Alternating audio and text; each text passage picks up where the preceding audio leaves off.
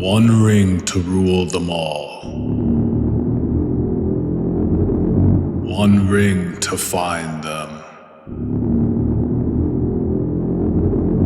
One ring to bring them all, and in the darkness, bind them. Sorry about that, got a little carried away there since I've been into the Rings of Power series lately. It's revived my interest in the whole lore around Middle-earth, so I've been rewatching the original Lord of the Rings films. Today we're taking a look at a cool upgrade that you can add to your Bambu Lab A1 line of 3D printers, and that's this Eye of Sauron replacement for the extruder wheel. So let's dive in. Hey, this is Rohan here. Thanks for tuning in to Creatorrific. As mentioned, we're going to perform Lord of the Rings themed upgrade to the extruder wheel of the A1. This is inspired by similar files that I've seen available on MakerWorld, but I didn't see this particular one, so I just went ahead and made it myself. I'll take you through my process of planning, painting, printing, and installing this 3D print. Link in the description for this file, by the way. So I started off with this 3D disk for A1 eyeball file from BS3D Print and also a reference image from Google. This 3D model did most of the heavy lifting for me, so that all I really needed to do was to paint my design onto the model using the reference image.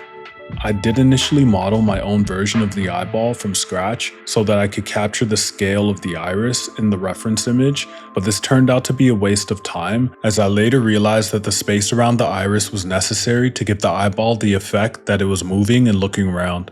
So the first step was to load the filament colors into the AMS light that I was planning to use to print. After loading and assigning the filament profiles using the screen on my A1, I then sent the 3D model over to Bambu Studio from MakerWorld. After opening the file within Bambu Studio, the first thing I do is sync the filament from the device. We're now ready to start painting our design within Bambu Studio, but first a quick message from my sponsor.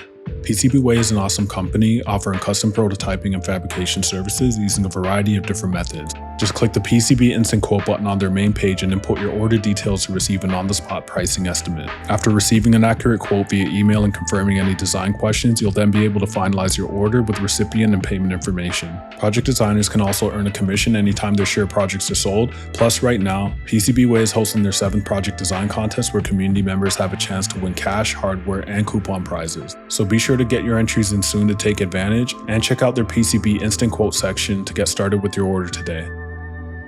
Okay, back to Bambu Studio. So the first thing I want to do is pan to an overhead view of the object on the build plate and zoom in so I could get a good look at what I'm painting. Next, with the object selected, click on the color painting button from within the toolbar. I have my tool type set to circle and my pen size set between 0.15 and 0.25. Now, with the reference image open, I'll begin painting the design using my drawing tablet.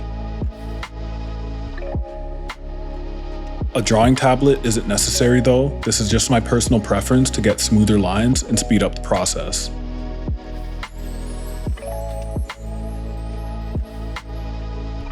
Once I'm satisfied with my design, I'll make sure that the supports are enabled, slice our model, then send it off to print on the A1 using the AMS light. If you're enjoying this content, by the way, please take a moment to like this video and subscribe to this channel, as well as turn on the notification bell. I really appreciate each and everyone's support, and it helps to continue to produce content such as this. Using the same method that I used to paint the iris, I'll now paint the flames along the perimeter of the eyeball. You can use this same technique for painting any of your 3D models within Bambu Studios using the various tool types.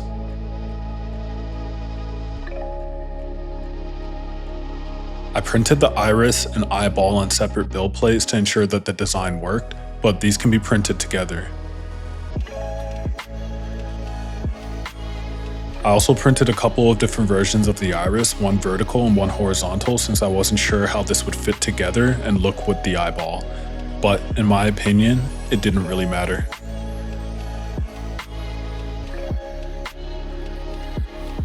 The total print time for the iris and eyeball combined takes about an hour and 5 minutes considering the filament changes and colors, and it uses up about 16.6 grams of filament. I'm not getting paid at all to say this, but I just have to comment on the great quality that these Bambu Lab printers produce. They're really simple to use and can produce these cool multicolored prints. I highly recommend this brand. Assembly is pretty easy, of course, as these two prints should fit snugly together, but depending on the tolerance of the prints, you might want to add a bit of glue as I did.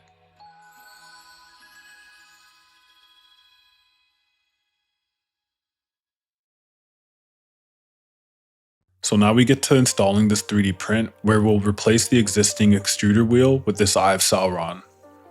This upgrade is ridiculously simple to perform. I'll start by popping the tool head cover off to expose the extruder wheel. When removing the stock extruder wheel, be firm but gentle. It's only being held in place by friction, and you can remove it by just pulling it off. When replacing the extruder wheel with our 3D print, you'll want to firmly press it into place while again being gentle with the tool head.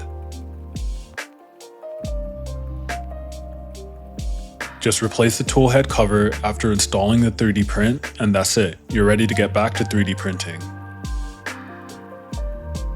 What better model to first print than the One Ring by this Patrick 3D?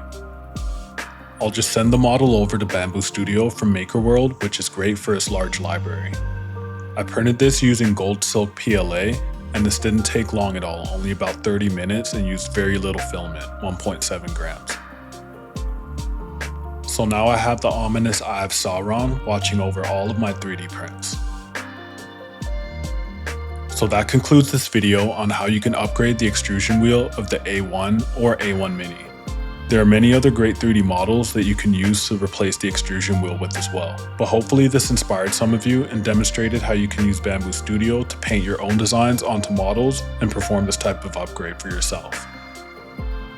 Since it's the inspiration for this video, I'm interested to know what you guys think of the Rings of Power series since I've heard mixed reviews. I'll be honest by admitting that I haven't read any of the J.R.R. Tolkien books, but I am a fan of the Peter Jackson feature films. I can understand though if people take issue with the series due to it deviating from the original written works, which is what I suspect. Nonetheless, I thought it was cool to get more visual insight into the Middle-earth lore and to get to explore other parts of this tale. So that's it. I hope that you found this video informative and entertaining. If you enjoyed this video, don't forget to hit the like and subscribe button and turn on the notification bell so that you can be informed when new videos are released. Links can be found in the video description for any of the resources and products featured, and any affiliate links used helps to support this channel and no extra cost to you, of course. Be sure to check out my other 3D printing videos if you like this type of content, and until next time, see you then.